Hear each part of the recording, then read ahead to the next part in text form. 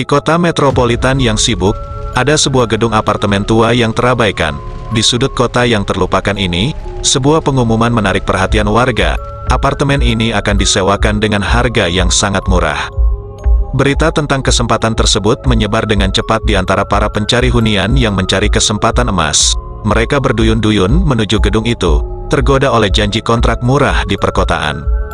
Salah seorang pencari hunian, Sarah, seorang mahasiswa yang tengah kesulitan mencari tempat tinggal yang terjangkau, juga tertarik dengan penawaran tersebut. Dengan hati-hati, dia mencatat alamat dan waktu pembukaan pendaftaran.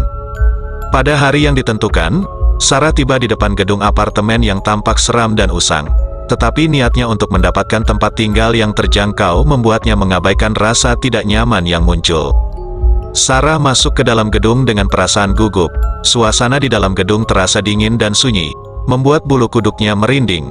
Namun, dia terus melangkah maju, berharap menemukan sesuatu yang layak. Para pencari hunian lainnya juga berkumpul di ruang tunggu. Mereka saling bertegur sapa dengan cemas, menunggu giliran untuk melihat kondisi apartemen yang ditawarkan dengan harga murah. Ketika giliran Sarah untuk melihat apartemen, dia disambut oleh seorang pria tua yang memperkenalkan diri sebagai pemilik gedung. Wajahnya suram dan matanya terlihat kosong, membuat Sarah merasa tidak nyaman.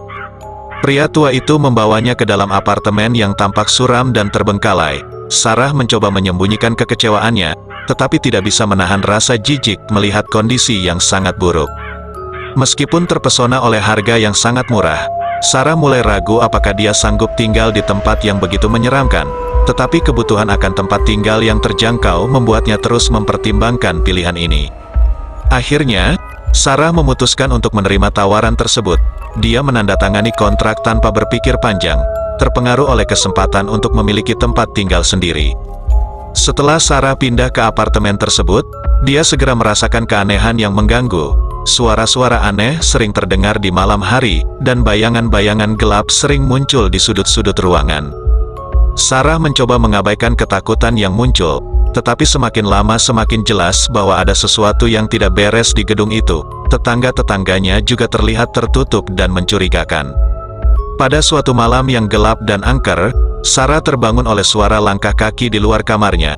Dia merasa jantungnya berdegup kencang, namun dia mencoba tetap tenang dan menyelidiki asal suara itu. Saat dia membuka pintu kamarnya, dia melihat sesosok bayangan gelap melintas di lorong. Dengan gemetar, Sarah mencoba mengejar bayangan itu, tetapi lenyap begitu saja di balik sudut.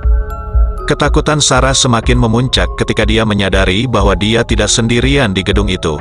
Ada kehadiran yang tidak terlihat namun terasa, mengawasi setiap langkahnya dengan rasa takut yang mendalam. Sarah mulai merasa terjebak di dalam kontrak murah yang seolah-olah memiliki harga yang sangat mahal dalam bentuk ketakutan dan kecemasan yang tak terbayangkan. Upaya Sarah untuk mencari bantuan dari tetangga-tetangganya sia-sia. Mereka semua terlihat terbelenggu oleh sesuatu yang tidak diketahui, dan tidak ada yang mau membantu Sarah keluar dari situasi mencekam ini. Dalam keputusasaannya, Sarah mencoba mencari informasi tentang sejarah gedung itu.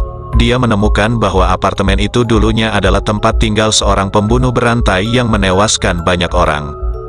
Ketika malam hari semakin gelap dan teror semakin nyata, Sarah mengambil keputusan drastis untuk meninggalkan apartemen itu.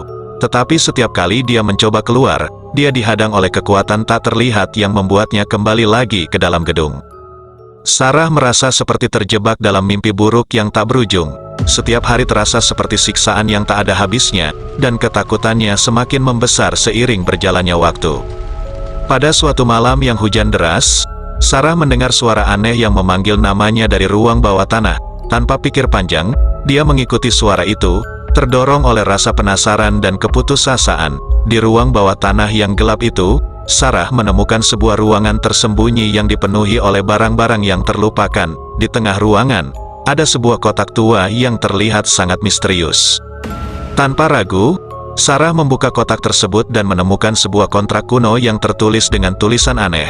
Dia merasa sebuah kehadiran jahat mengawasinya saat dia membaca isi kontrak itu dengan gemetar. Kontrak itu mengungkapkan bahwa apartemen itu telah dijual kepada makhluk gaib sebagai tempat tinggal abadi.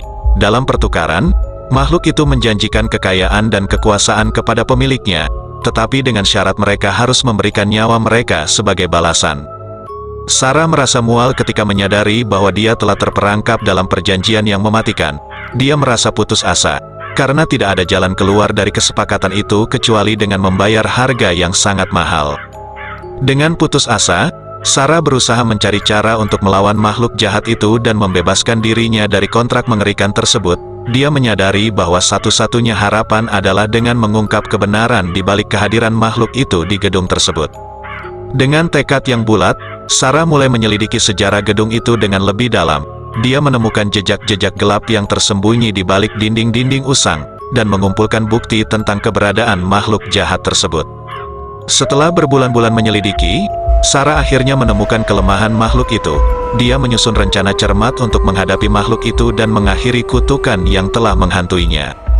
Pada malam terakhirnya di apartemen itu, Sarah menghadapi makhluk itu dengan keberanian yang menggetarkan. Dalam pertarungan sengit yang terjadi, Sarah berhasil mengungkap kelemahan makhluk itu dan membebaskan dirinya dari kontrak mengerikan itu. Dengan perjuangan dan pengorbanannya, Sarah akhirnya berhasil keluar dari gedung yang terkutuk itu. Dia meninggalkan belakang kejadian mengerikan yang telah menghantuinya selama berbulan-bulan, tetapi pengalaman itu akan tetap menghantui dirinya selamanya.